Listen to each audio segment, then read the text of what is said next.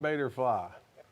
All, from, Yes. we have a tarpon fishery at our pier that will rival, it doesn't rival, the pier fishing for tarpon in Panama City, Destin, and Pensacola, and Navarre, we have the best tarpon fishing in the world. I won't even go argue with you there.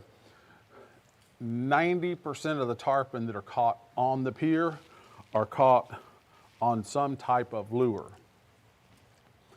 Boat fishing is about opposite of that. I don't know why the same lures that I'll take out on the pier for tarpon, and you can go down the beach and throw at those same tarpon, and they just kind of swim by and look at you like, nah, I don't think so, buddy. They want live bait, and they will bite a fly. But lure fishing out of a boat is pretty difficult. And I think, though, and realistically from the fishing that we've done together, and especially me, I think half of that is going, oh, let's just hook one of these and pitch it out there. And for me, and I did it Thursday, Saturday, I don't know, one of my last trips. We went out only looking for tarpon, mainly for pictures and stories to tell at this seminar. We gave it 1.5 hours and said, screw this, let's go out fishing, because I never saw anything. And I still think it's pretty early, but I think I'm one of the first, I'm a very impatient fisherman, which, I mean, I'll admit, and I think you can admit with that too, but when I see them, and if I throw a jig or something like that and it doesn't work, I'm like, screw it, it's not gonna work, let's grab, and I think it's a confidence thing too. Like on the pier, the guys don't necessarily have the live baits alive and in a live well swimming around all healthy like we do. And I kind of somewhat agree, but also I think that when you're throwing from a boat, I think it has something to do with the angle of the line at the pier. You're constantly bringing the lure back up to the top, and it's hard on a boat to keep it up on top and not move it too fast. I really like these, the engineering behind these, and I talked to them. These are actually naturally buoyant. Yeah. So you can get away with using a much heavier jig head, because you can use like a 2-ounce jig head on that, because this thing wants to float, so it'll keep it up a lot higher in the water column. And what Mark's talking about is the Z-Man lure. And these are extremely tough also. You can catch a lot of fish on one. They're made out of elastex. You can stretch one about 2 feet and not break it. I love those things. And they just started, they finally delivered these about 3 or 4 days ago. We just got them in the nick of time for tarpon. But these are all local pictures of some of the tarpon caught here.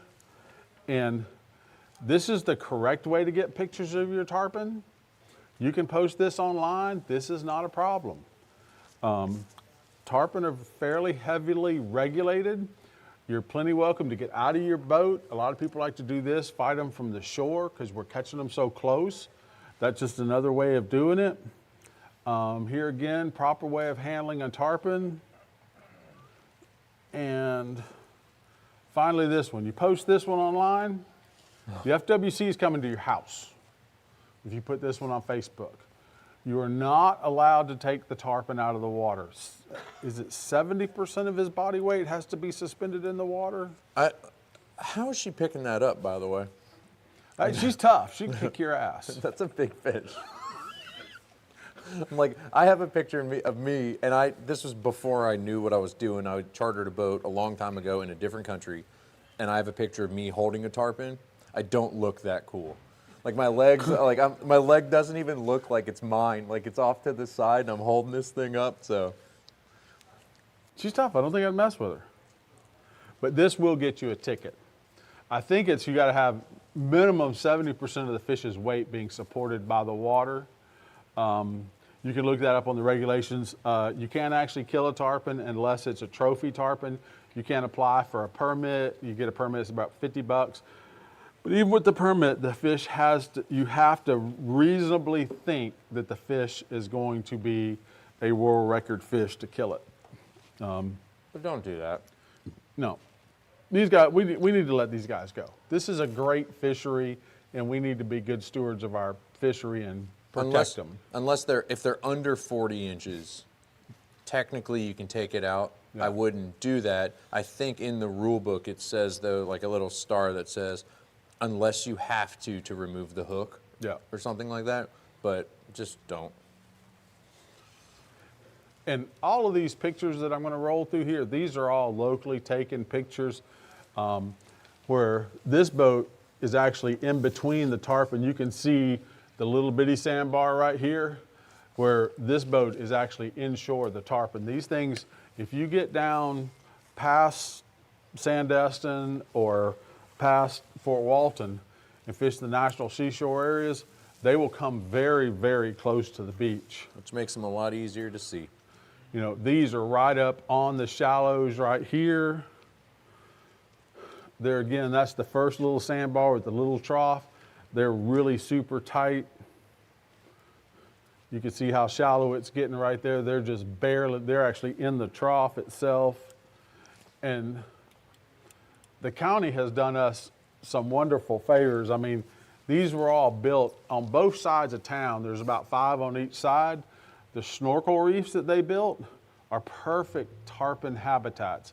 They hold bait fish, so you can catch your bait right there. If you got kids on board, there'll be some ladyfish and hardtails around to entertain them while you're tarpon fishing. Or me and you. Me and you, with the day we caught 8 million baits while we were there looking for them.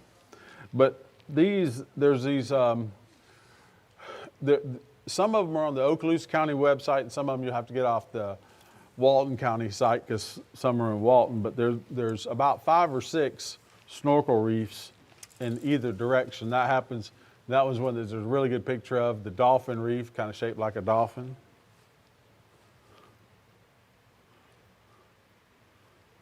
You know, I've heard more stories about this tarpon that they actually caught it from the float, that they hooked it and they put the dude in the float.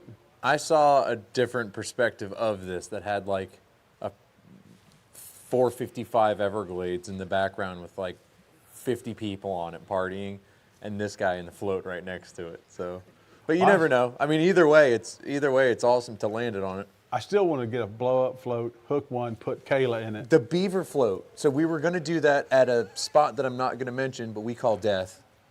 To take the beaver, Kayla has this giant beaver float. It's like this big around, to take that to Death and see what we could catch off of it. And it would be a beaver float. Yeah. Okay. I'm all over the place tonight. We got drinking on the way here or something? No, I was fishing. Okay. Just checking. Let's get to something. Don't really need that one. You know, like we said earlier, if you have a boat with a trolling motor, this is option number 1. If you don't have a boat with a trolling motor, even if you have like Helmmaster or something, you can't use that. You have to turn them off, and the boat has to be just off. You know, you're waiting. Unlike cobia fishing, where we're going down the beach searching for them, these tarpon are migrating to Louisiana to spawn.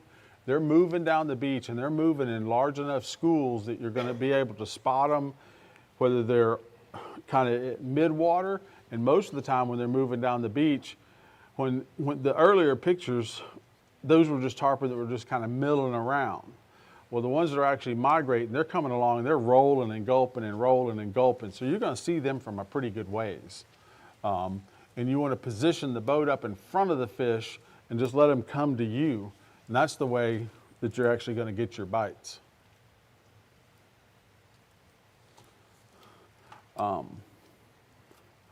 Let's go back to one of these.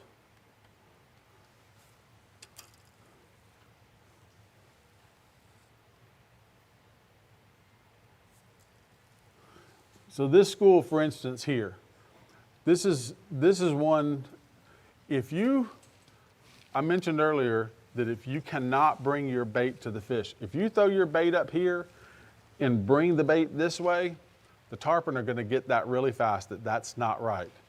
You can throw your bait over here and bring it across in front of them this way, and then the bait's kind of trying to get away from them. That's very, very natural. But throwing a bait out in front of them and reeling it to them, very seldom will you actually get a bite doing that. Go to the daisy chain one. Daisy chain. The next one. Go back. That one. Yep. Where would you cast on this side so that they see it instead of you bringing it to them? Well, unfortunately on this one, they're in every direction. So I would probably pick this section of fish over here because there's more here, position the bait over here and bring it this way because Yeah. there's more fish going this way than this way. Yeah, it looks like they're spinning this way. Right. So I would keep it on the right side of it so that it's always on the direction that they're swimming. Yeah. Just like we do for cobia. I mean, you just try to remember that time when Lonnie threw his jig directly on that cobia's head? Clunked him. I was like, Cobia, 11 o'clock, and he's a longtime charter captain. He owns some patents for Z-Man. Like, he's a legend, in my opinion. I was like, 11 o'clock, and he just goes, and he didn't even see it or anything. It just landed smack on that fish's head. And I was like, oh, man. And Tim was like, and pitched it out, and you got the hook set on that. I still see that one from yesterday. So as far as tackle goes, you probably have rods and reels already that will work. You know, my little thing here says an 8-foot rod. A 7-foot will do. You're just not gonna be able to throw it as far. A 9-foot rod to me starts to get cumbersome in the boat, and that's why I've kind of settled in on an 8-foot rod. But the rod and reel, you probably have something that may, that will be close to working. You may need to re-spool or just get an extra spool for your reel so we can set this up properly. There is some things in here we need to do right, because if your reel spool with 65-pound braid, that's probably going to be a little hard to throw. You know, spool your reel with 20 to 40-pound braid, preferably 30. We need about a 20 to 50-foot piece of 30-pound mono. 30 to 40-pound mono is our shock leader, just to have some stretch, because the braid doesn't have any stretch, and we'll go over why that's important in just a minute when we start talking about fighting them. You know, then a 60-pound leader that's not too long. You can see right here's my Albright knot down to my snelled circle hook. It's real important to have a knot for your top shot that's easy to cast. You definitely need to learn, if you do not know how to tie a reverse FG. It's what we use for doing all of our top shots. And Mark has done a very good video on how to do reverse FG. You have it on Instagram and your Facebook, don't you? I think it's on Instagram, Facebook, and YouTube. Yep. And you can just, if you go on the 30A Light Tackle Facebook page and just go to the little search option and type in FG knot, it will bring you right to it.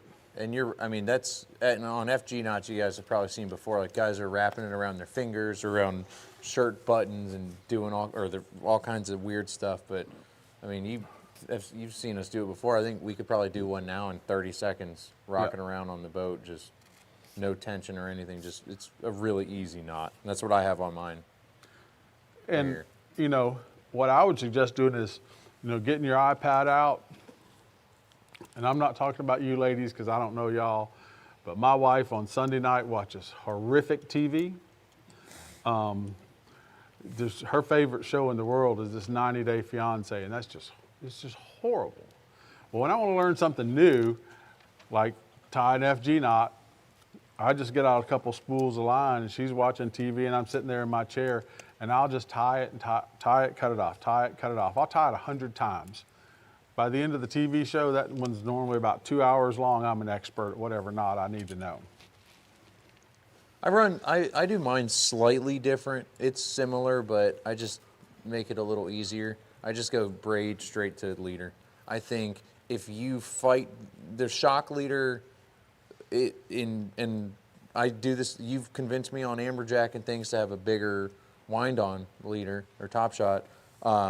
I think fighting the fish and feeling it, and I think that's the whole light tackle aspect of my job is literally fighting fish on rods that are way too small all day, every day. But I think you can actually, if the rods, you can use the rod to absorb a lot of that shock. Because if you look at, you've got what, 20 to 30 foot of a shock leader, over 20 feet, that stretch is only like maybe, what, this far? Something like that?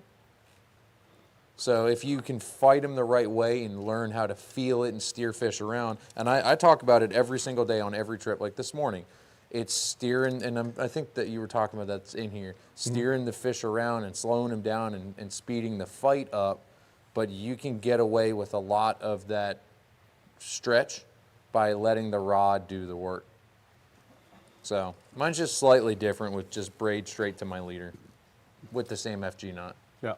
But my leader's a lot longer on here. Yeah, well, if you're going to go straight braid to leader, Yeah, I just your have leader needs to be at least as long as the tarpon is. Yeah, so that's, you can see my knot's about right here. See that knot? Look how good that thing looks. Oh, that's a little loose. You're gonna figured you were gonna pull out a knife and just cut it. Might need a little super glue on that one.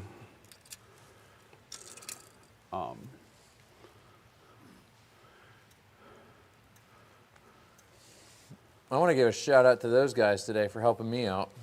Those bait guys? Yeah, those guys. So did you see the picture of Steve with the tarpon?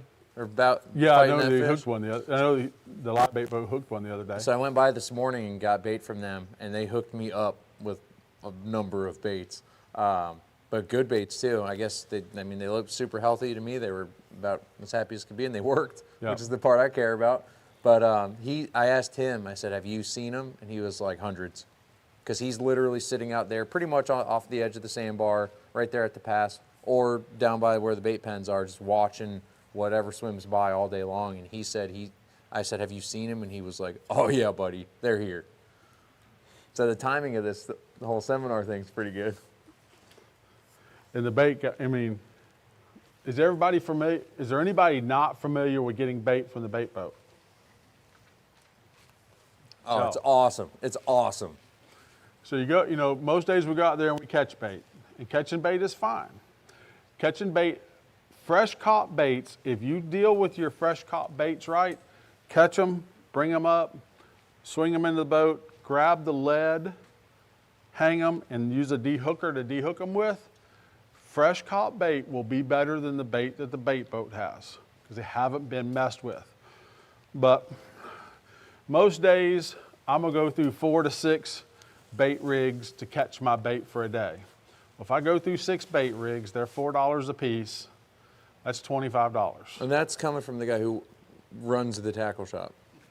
And I can pull up to the bait boat and hand him $40, and he's gonna give me back 60 minnows.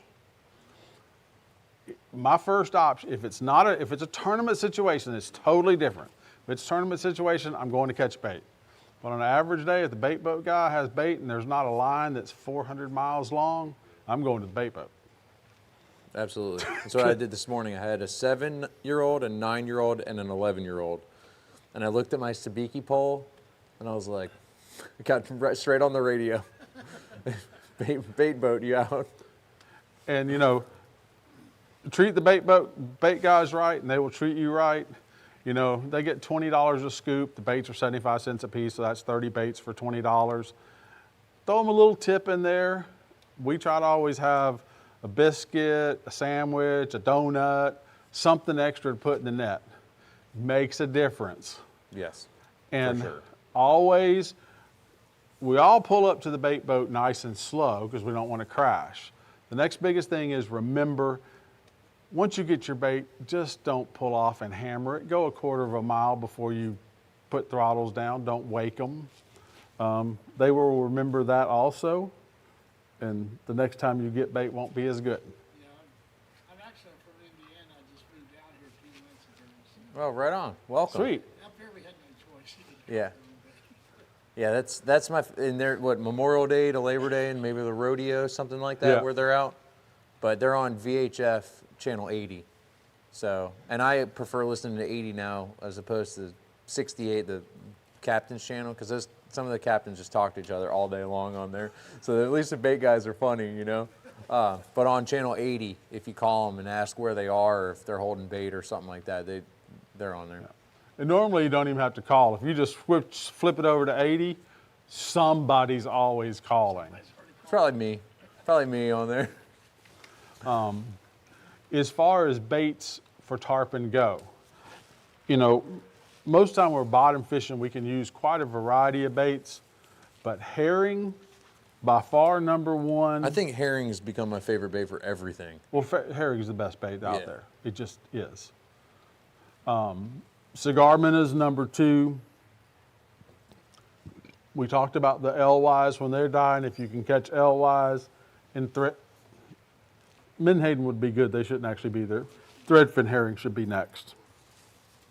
But those are the only four baits that you really need to concentrate on. If you have, and for tarpon fishing, we don't, you know, it's not like we're going to go out there. When we go snapper fishing, I like to have a minimum of 60, if not 75 or 80 baits.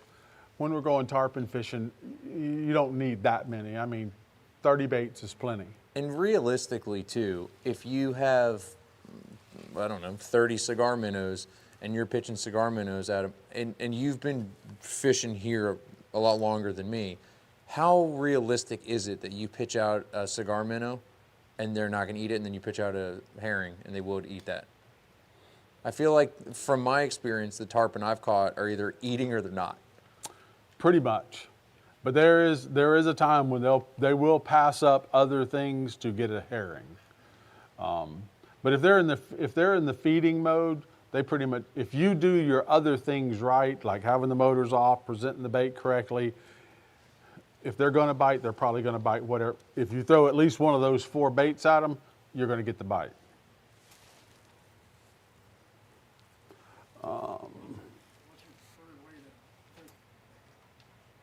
Tim? Will you take that one? Preferred way to hook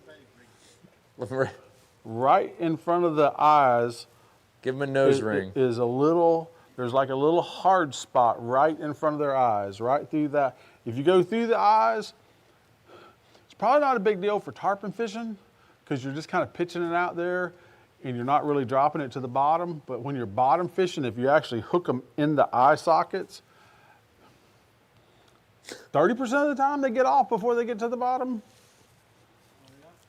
If you hook them through the eye sockets, they'll get, when you're dropping them down 200 feet, they'll wiggle off the hook before you get to the bottom. You need to hook it through that little hard spot. He'll stay on there that way. I tell everybody, give them a nose ring. They remember that a lot easier.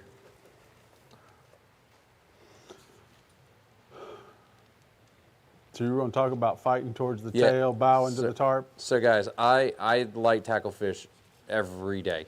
I fight with fish way too small, or rods way too small for these fish. And every day I give the same speech on the boat about, okay, we're going to king mackerel fish, but we're going to use this rod. And people are like, what? No, we're not. And I'm like, no, for real, like, this is what we do. There's a way to steer the fish around. There's a way to control the fish. It's my favorite part of fighting a fish. And as a charter captain, it's one of my favorite things to do is to watch people fight the fish and learn how to fight it. And realistically, there's a way to steer these fish around. So tarpon are, I mean, what's the world record, like 300 pounds, something like that? So I think they're huge. So it's a, sorry, you look like you're about to say something. Yeah, and there's two parts to the fight. There's the first part where we're dealing with what we call bowing to the tarpon. And then there's part two when the tarpon gets very close to the boat, what Mark's talking about. And the tarpon, over time, you'll get to where you can feel it. But when you hook one, they're just going to run, jump, run, jump, run, jump, run, jump. And then that little part's going to be over. Then you're going to get down into the battle. Well, when you're actually battling the tarpon, they're going to come, they're going to go to the bottom, and they're going to come up. And as you're feeling them come up, they're going to start to jump out of the water and try to throw that hook. Well, when that tarpon comes to jump, we don't want to put slack in the line, but we want to follow the fish. And I don't know where the term came to, but it's just kind of bowing to the tarpon. He goes to jump, and you're just going to follow him. And this happens in a couple little stages. So right here, we're pulling up on the tarpon. Oh, those are out of order. So this is just before, and this is when the tarpon starts to jump. This is when you're going to need to make that little give it to him, but not put slack in the line so the hook falls out of his mouth. And it's at this time when he's airborne, if you haven't bowed to the tarpon at that time, he's gone. You just broke him off. And then we get past this stage, and here it is. Here's the same situation on a fly rod. We're going to do this whether we're on a fly rod or spinning rod. But then we get to the stage that Mark is talking about, is there's the beginning where you hook him and he just runs and runs and runs, and he's going to get 200 or 300 yards of line off the reel because he's going with his buddies and he's bigger than you are. So he's going to win that part of the battle. You just got to let him go and get tired. Then there's the midpoint fight, and then there's the close to the boat, which could be the longest part of the fight, and the fish may only be from here to that boat right back there. And that's when... Yeah, and to go back even farther, I fight my fish, almost everything that I do on the lighter gear, with initially a pretty light drag. I think initially that first run, whether they're jumping out of the water or if it's a king or whatever, I like having my drag loose enough at the beginning to put up with his antics, whatever he's doing, whether he's running, whether he's jumping out of the water, whether he's doing whatever. I think having a lighter drag helps get away with some of that. And and obviously, like, the more line you get out and the spool diameter decreases and your drag goes up anyway. But as the fight goes on, and you can disagree and tell me I'm wrong all you want, but I'm definitely the guy who tightens my drag during the fight. Because I think let him freak out and then get him to the boat. And I'm fine with that on a tarpon. There's fish that I wouldn't be fine with that on. And you yell at me on the boat all the time, and I'm like, Tim, where's the drag set on this? He's like, I don't know, fine for me. And I'm like, and there was one time, I think that was either a yellowfin. I still think that was a yellowfin. But I was like, Tim, what's the drag on this? Because it took like 400 yards of line off. And then he was like, well, if you're going to try to tighten it, you might as well tighten it while you can. That's the only thing I remember you saying. And I was like, all right, well, here we go. And of course he broke off, but at least I got on my line back. But anyway. Goliath on the surface and 400 feet of water. Sure. On a flat line and 400, whatever. So anyway, when those fish make their run and do whatever, I think the biggest part of light tackle fishing, and I don't want to say surface fishing, but the way we fight kings, the way we fight tarpon, the way we do all kinds of stuff, you can steer that thing around.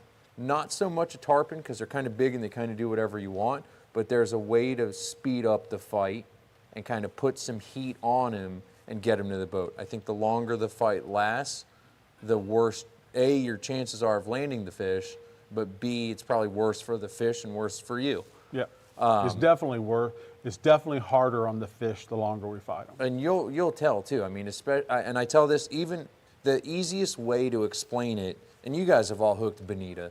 You know how bonita run and they act crazy and stuff like that. My favorite thing in the world is watching somebody on my boat fight a bonita on like a Stratic 3000 and an inshore rod where it's just peeling off and they end up holding it like this and they're like, well, what do I do? And I'm like, he's trying to get water across his gills. He's trying to extract the oxygen out. He's catching his breath. If he's going that way, and I'm a big fan of fighting fish low. I think guys who have their rods way up here and things like that, if you have a big enough rod to handle it, great, give them the heat. But on lighter stuff sometimes, there's a lot more backbone in this thicker part of the rod than there is upstairs.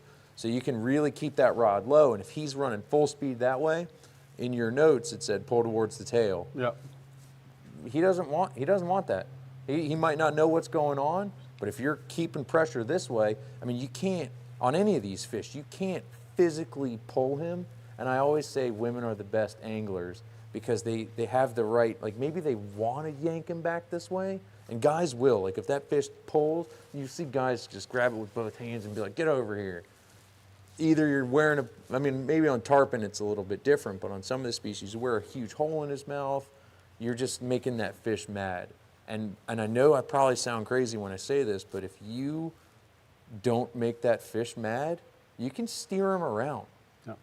It's When you pull to the tail of the fish, when you pull pressure towards the tail, the hook's coming out of his mouth and the line's running down the side of his body, and that will make that fish want to turn. So when you get him up here close to the boat, you go to his tail and he'll turn this way. And as he starts to come past you, you flip the rod over and turn this way and put pressure to his tail, and you can just basically walk him to the boat just like walking a tuna up from the bottom. It's so cool to watch people when you'll see them start going this way, and you'll see them like roll and steer, and they're not pulling hard. It's just kind of like keep a bend in the rod, and all of a sudden that rod will start coming back towards you, and then you're kind of like, gain on him. And you'll see guys go like this, and you're like, this guy's got it. Like he's got the right feeling. And then all of a sudden the fish will get here and he'll start going that way, and you'll see him kind of go like this, and you'll see him roll and start pulling him, steering him back this way. And when you see that happen, for me, I'm kind of like, yeah, like that guy will never be the same fisherman again. But basically, like you said, you're keeping that fish from breathing.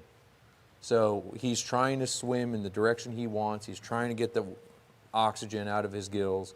He's trying to do that. And when you're keeping him, it'll slow him down a lot. So I think there's a lot of fish that and you and I agree and disagree on certain species, but I think this is one of those that's like once you get him out of his little jumping crazy phase, and he's probably going to jump again maybe, but give him the heat, get him to the boat. I think it's better for the fish, it's better chances of landing him. I think it's better in general to just actually put some pressure on this thing. And to me, the fun part is I want to get that one in so I can go hook another one, because the fun part is when he's doing all of his jumping. After he's done all his jumping and you just get down to this battle, to me, I just soon grab the spool and break him off and just go hook another one. The best part for me is the jump. If you can get him to jump, that's a victory. If somebody's like, all right, and you can kind of feel it. Like, you know what I'm talking about, when you can feel him and he's kind of just like dead weight on the bottom, and then he's kind of like thump, thump, thump, thump, thump, thump, thump, thump, and you're like, uh-oh, here it comes. Like, it's a feeling, and you can kind of see it evolving, and not like a ladyfish. And I always joke that ladyfish off the beach, like this time of year, where they're everywhere and you can throw a jig out anywhere and hook a ladyfish, that's, in my opinion, because I think they're in the same family, right? It's perfect training for tarpon fishing. Yeah, because it's hard to keep them hooked because they jump like crazy, but once you hook one of those things, and you can kind of feel him going this way, and you'll see him jump, and then you can kind of steer him this way, and he'll jump again, and then you'll steer him this way. So it's a very similar fight. You just can't feel that fish when he's getting ready to jump or at all, really, because they're this big and not my size. Do you know how bad I want to get my pocket knife out and cut that saran wrap off your foregrip so you'll have more grip? You know how much longer the cork lasts if you leave the plastic on? But it's just so slick. I just want to get my pocket knife out. No, I mean, who holds the rod? Who holds the rod right there anyway? But they do on that foregrip. No, there's plenty. And the cork is just rotten from the water underneath there that doesn't dry. Nah, this is perfect. I just so want to get my knife out and cut that off. Nope.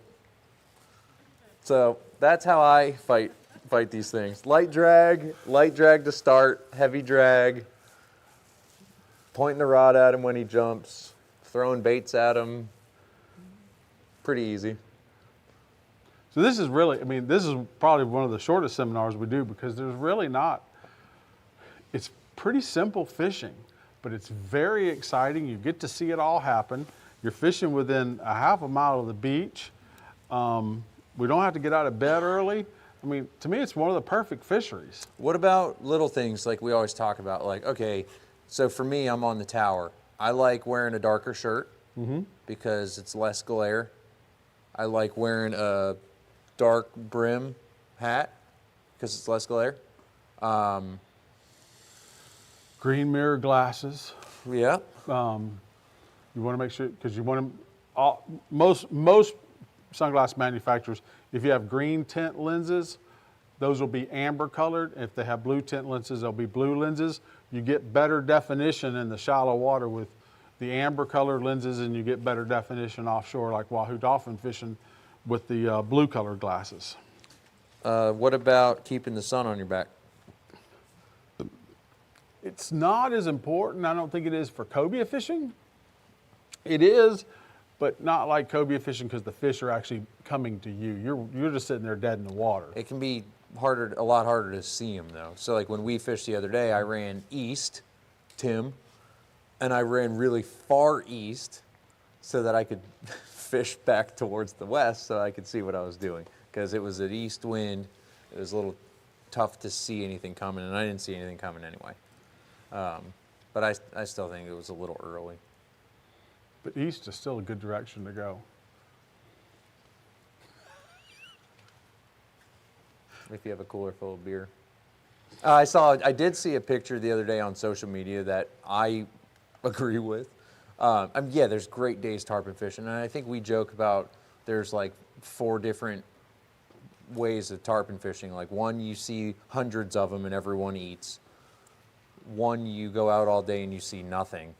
And then there's days where like you'll see 6 and maybe 1 will bite, or you'll see 3 and none will bite. So it's a different thing. But the picture I saw on Instagram was some famous tarpon guide, and he was sitting on his boat with 3 of his buddies having lunch and beers, and it said 95% of tarpon fishing, which is them sitting on the boat drinking beers. It is but that's perfectly fine. You're going to still catch fish. And then you get days where you catch a dozen of them. Yeah. But just don't do it like I do. And it's tough for me sometimes, and it's a expectation, and it's a understanding of me and the people on my boat. So if guys are on my boat and they're like, hey, we want to tarpon fish, good, we will tarpon fish, but just know we might not see any. I might see a whole bunch. We might have a great day. We might have a bad day.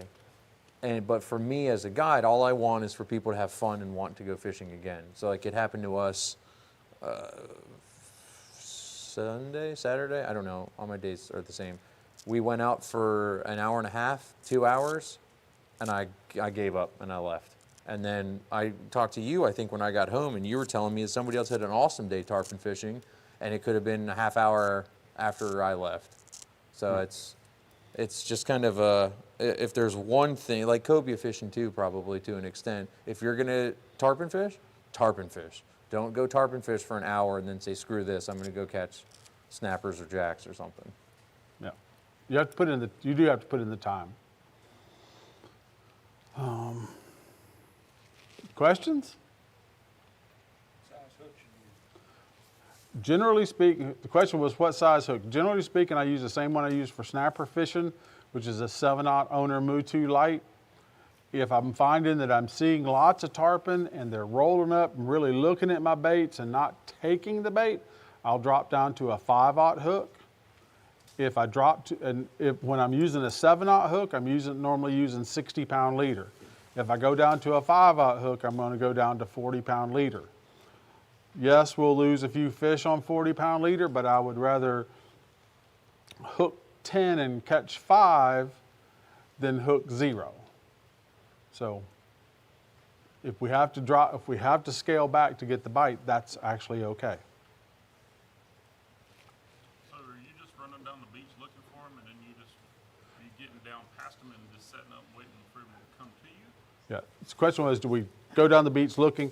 For the most part, most of the really good tarpon guys, they go down the beach, get away from the condos, either between Fort Walton and Navarre, or down in Topsail Hill and Grayton Beach where there's not as much boat traffic. Find a general area, and if you can imagine how far sit on your off, boat and drink beers until you see something. Yeah, if you can kind of think, the tarpon kind of are normally on about the same line as where the end of the pier is, so just a little bit off the sandbar. Get out there on that line, somewhere between that and the beach, set up right there, stop. either hold up with the trolling motor or hold up with the anchor. There's a lot of guys now that I talk to that are running and looking for them. So they're getting off the beach, they're just running full speed up and down the beach all day looking for them. And those guys I'll talk to and say, did you see any? And they're like, yeah, I saw a whole bunch, but I couldn't get them to bite. And I think that probably explains why, but at least, and it's charter fishing, so like for the people on the boat, it gives them something to do, something to look at, like, hey, there they are, but instead of just sitting there waiting for them all day. We're from Panama City area, and that's what it seems like. A lot of guys, when we've been out there looking for them, they're just constant, running up and down the beach. I think they're seeing tarpon. I just don't think they're catching a lot of tarpon. So unless, I mean, sometimes like we do for cobia, like maybe if you get far enough downstream of them, Yeah. that they forgot about you or something like that, maybe. And I would say go at least half a mile from them, stop, and wait for them to come to you. But yeah, realistically, I mean, if they're feeding, I think they're going to feed. And like you said, this is probably one of the easier things to fight, though. Hooking them, finding them is one thing. Seeing them, hooking them, fighting them. Like the seminar is easy because it's kind of like, yeah, throw. If they're going to eat, they're going to eat. Said than done. Good luck. Now, how about blue crab? I've heard people using blue crab to hook 'em. I think blue crab is actually probably a pretty good bait. They're very hard to deal with and almost impossible to cast. Leave the claws on. No, because I've been bit that way. Yeah. Yeah, no thanks. Trying to reach in and grab it and hook it. It's kind of like using catfish with fins on them for cobia fishing. No, I'm not doing that either. Have you ever been bit by a fiddler crab? Yes. They'll make you say, for a little crab that big, they'll make you say she a got really bit. bad word. Was that yesterday? Like every other day, 10 times, always. I had like little crab claws hanging off my face. You came inside the other day with just one arm, just a claw hanging off of her finger, and she was like, look.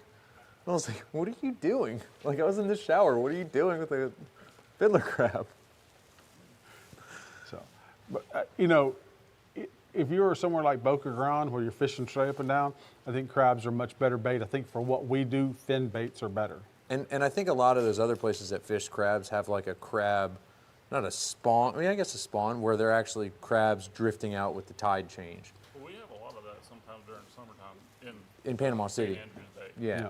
So I've set up in the past at night looking for bull reds, and Where you can just kind of scoop them you'll up see out of the water. crab spawn, and literally there'll just be hundreds of them floating by. Yeah. So, not so much here. I never really see that here.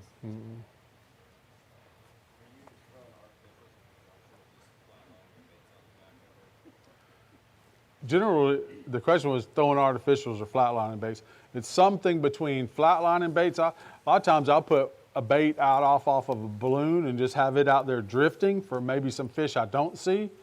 And then, you know, tossing baits in the general direction so I can present them correctly to the tarpon. Now, me personally, I prefer fishing with artificials, but realistically, in the moment, like if I see one school of fish and I look over at my rods and there's one with a jig on it and then 3 of these and I have a live well full of cigar minnows, I'm like, well, I know this one's probably my best shot. So realistically, I probably reach for this first. Like my fly fishing buddy here, when we go out, like in theory, you should get the first shot. Because I think there's an order of operations with almost all of these fish with artificial bait, frozen bait, or dead bait, then live bait. I think if you start, even bottom fishing, you put a live fish down first, I think your jig bite suffers or your frozen bait suffers. So guys, like the fly guys, when we fish together, I feel like I should give first shot to, but you snooze, you lose, buddy. I got a live cigar minnow on the end of this hook in a bucket off the back of the boat. I'm just grabbing this and throwing it off the tower before you get a chance. Boy, you gotta love friends like that. That's what I have to fish with. You got to stay on your toes. Do what? What, you're on my side. You're on my team. No, she's on my team. Yeah, I know she is. What else? Any questions? Pretty easy. Just pick a spot on the beach. Plus, there's something really cool about fighting them in front of like a whole bunch of tourists on the beach too. What about this? We didn't talk about this. When you get that, you find a fish, you pitch the bait out where you make that fish find your bait first. Like, you don't bring it to him. He sees your bait. You get the bite. You get lucky enough to get him to jump a couple times. You get him close to the boat. Then what? What do you do? For me, it's about just a couple of good pictures. Where do you grab that fish? Bottom jaw. You can control him with the bottom jaw. Anything else, you can't control him. And you cannot use a hand gaff on a tarpon.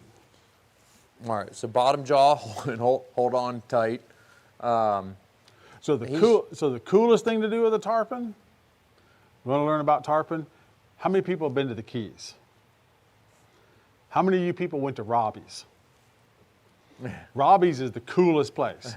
They have pet tarpons, and these suckers are huge. There's 125 to 200-pound tarpons at Robbie's. If you ever get a chance to go to the Keys, it's a touristy thing. It's like, I don't know, it's like going to Crab Island on a pontoon boat, I guess. But go to Robbie's, pay the exorbitant amount for a bucket of herring. They give you like 15 herring, charge you probably $2 a herring. But you can literally, there's just hundreds of tarpons. And you can do this with your herring, and the tarpon will come up and take him out of your hand. But then you got to get your buddy, and you don't tell your buddy all the whole story. Get him to get down there really close to the water and hang his hand over the dock. And you can see all these tarpon.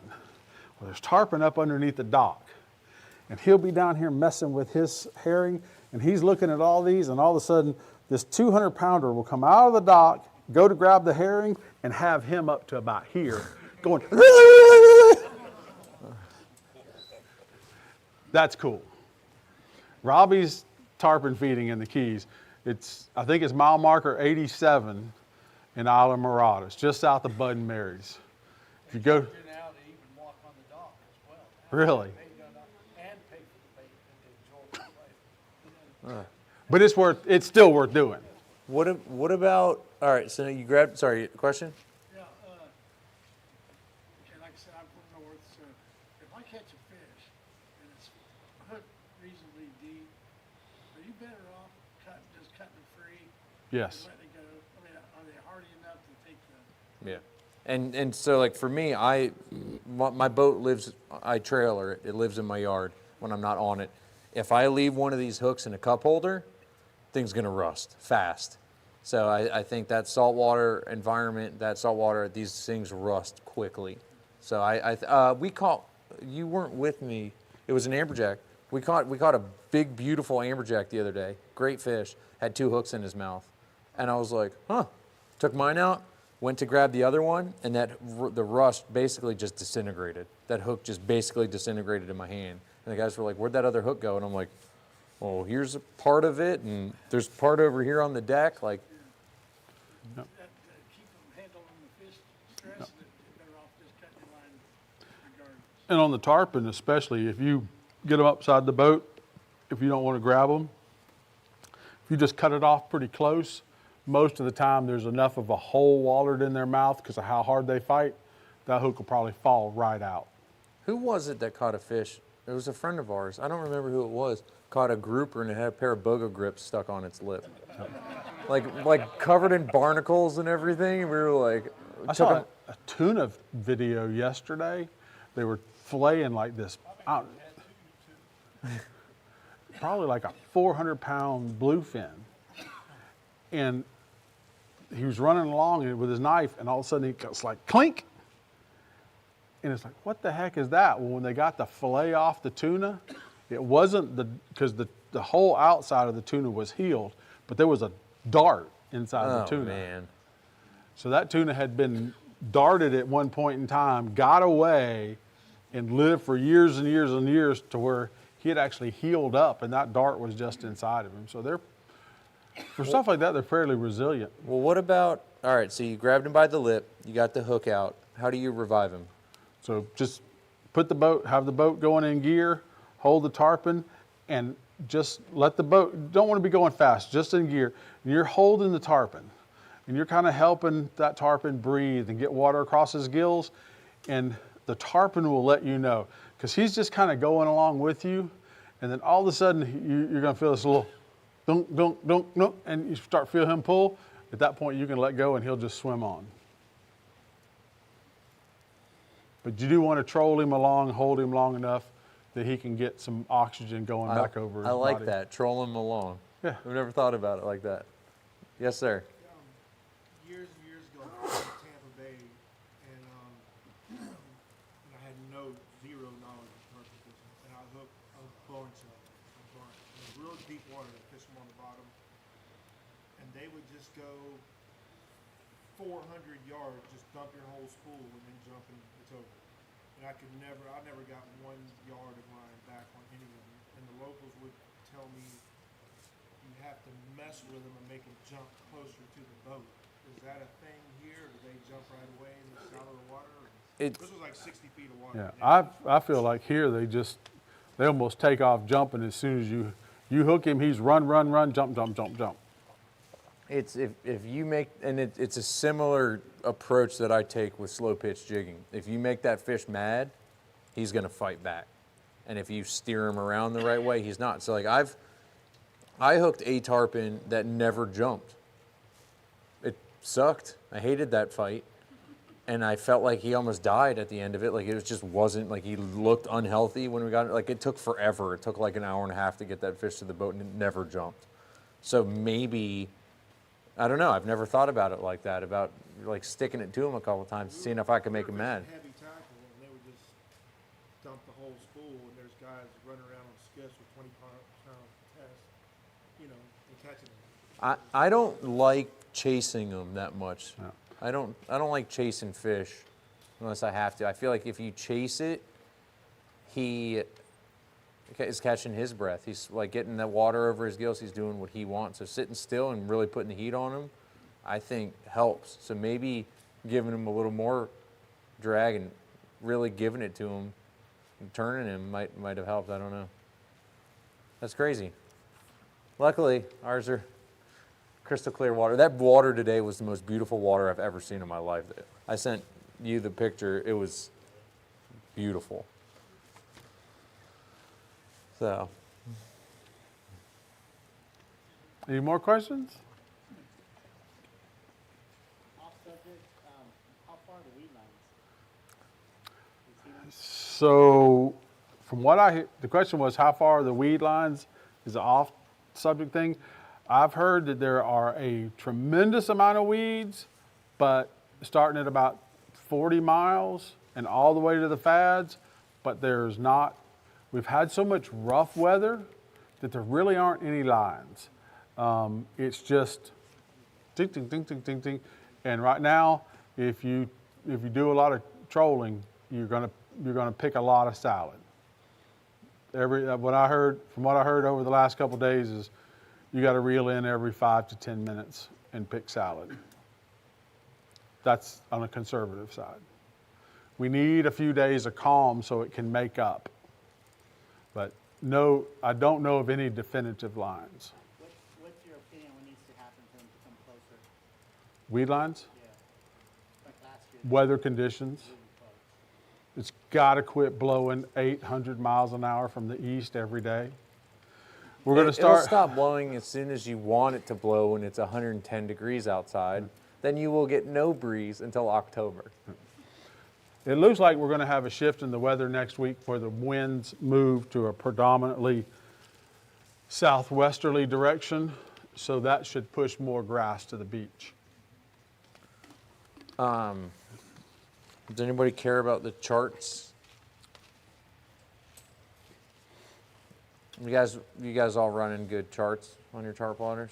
The Garmin or Seymour or Strike Lines or whatever? You guys all have good charts? Okay. Garmin has a new update out for some charts that's pretty awesome. I'll just put it that way.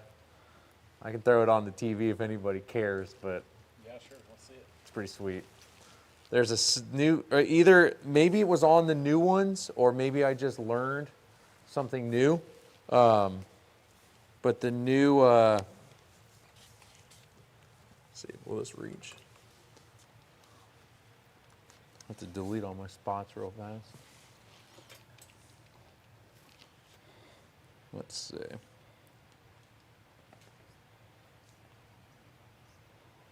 Is it on? Should just work. Mm-hmm. There we go. So in here, the new relief shading option, they changed the color scheme, which is awesome for guys who fish in a lot deeper water. So instead of having like a dark purple bottom, I mean, you can see the detail now on the spur, and then getting out towards some of the edges, just the amount of clarity. It's awesome. The old one had a purple bottom, and it made some of the contour lines really merge together and make it a little bit tougher. But one thing that I've found on this a lot that I really enjoy, especially for inshore fishing and fishing some of like the docks and grass flats and things like that, and I'm sure it could work for tarpon, but there's an option in here. So like this is Crab Island with, and you can see the relief shading that they've done. And actually what they do is, depending on how you have it set up, if you're set to communicate back with the active captain community, your sonar readings can actually be used to help rebuild some of this data from other stuff, at least from my understanding of it.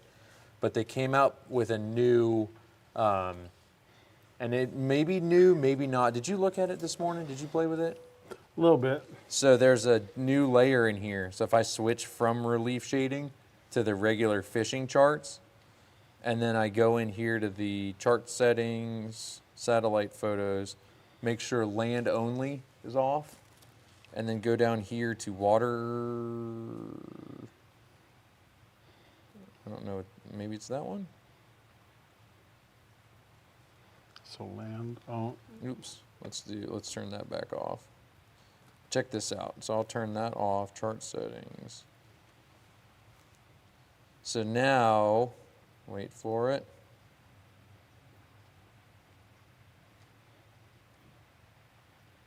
So you can actually overlay the satellite grass readings.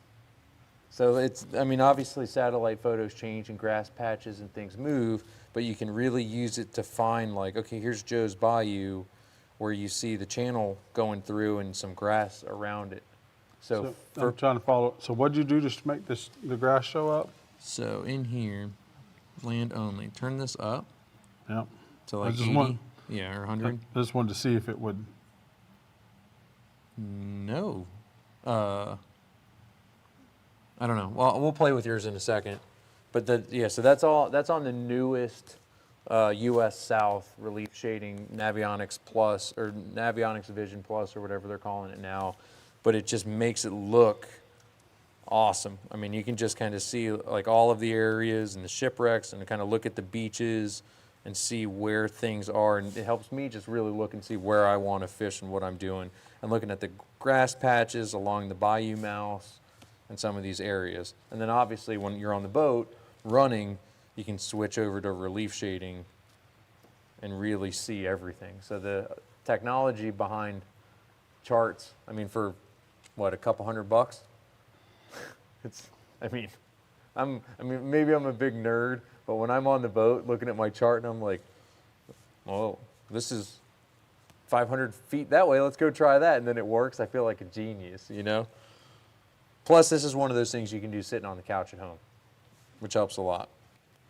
And for reference, I just want to show you guys this. This was the water today running back in. So, if you can't see a tarpon coming in that, there's something wrong with you. There's nothing a seminar will teach you.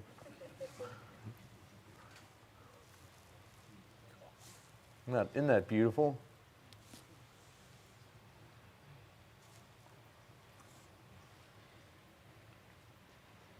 It was just crazy. I slowed down. I was riding dirty. But, yeah, What else? Oh, I think we got some stuff for the girls to give away. Giveaways. You know, you already gave out cards. Next month, remember, next month's seminar we'll be covering nearshore trolling, mostly king mackerel, mahi fishing. It will be a week later. I think 4th of July. It's like July 11th. Yeah.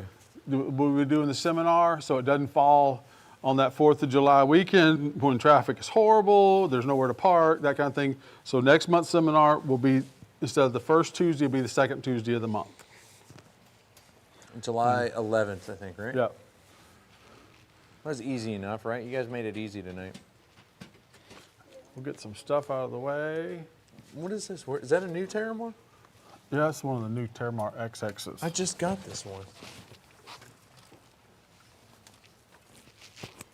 Are you handing it over? That's where they can hear you. I thought you were gonna talk. You want me to talk today? Yeah.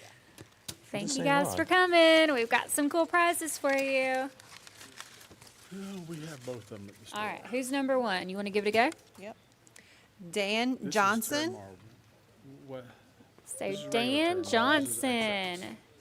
This is And XX. these ice chests or the cooler tops, they're just got this from 65 Brian. quart, just an FYI. Yours, I There like you your, go. yours look No cool. problem. Sweet. Yes, sir. You pick the After next one. watching you guys. I get the next winner. Okay, we'll go with this fun hat, one of my favorite legendary hats here, and this is going to be John Polk. Come on down, John. Can we redraw that one? It matches you and everything. It was meant to be. Okay, so for the next ruler and topper, Tim Turner. Tim. Oh, there you go. oh, nice. I almost took this one with me. I thought it looked really good. And if any of y'all have questions exactly how to put them on or anything like that, on the back of the ruler is our cord, our business cord, and you can just give us a call and we'll let you know how to put it on there. Peel, stick. Clean, peel, stick. Exactly. Tim can also give you a great demonstration at Half Hitch. Okay, so we want to go with the red legendary hat here, and this is going to be Bill McBride. Nice. This matches you too. It's perfect. Thank you. All right, guys. You guys need this. It's the legendary beach towel, perfect for the 4th of July coming up here. This is going to go for Aaron Doherty. Perfect. Well, there you go. Kismet. All right, now for the last ruler and cooler mat. Justin Humphrey. Ooh, nice. Congratulations. Now the last hat is Myra Groves. Myra. Oh, Perfect. there you go. All right. Congratulations to all of our winners. Look, you matched too. I mean, I think it's perfect for everybody today. You want your, you gonna talk some more? So I just wanted to thank everyone for coming out tonight. If y'all have any questions, feel free to come up. We'll be hanging around for a few minutes, and everybody stay safe through the 4th of July. Look forward to sniper season, and we'll see you in a month.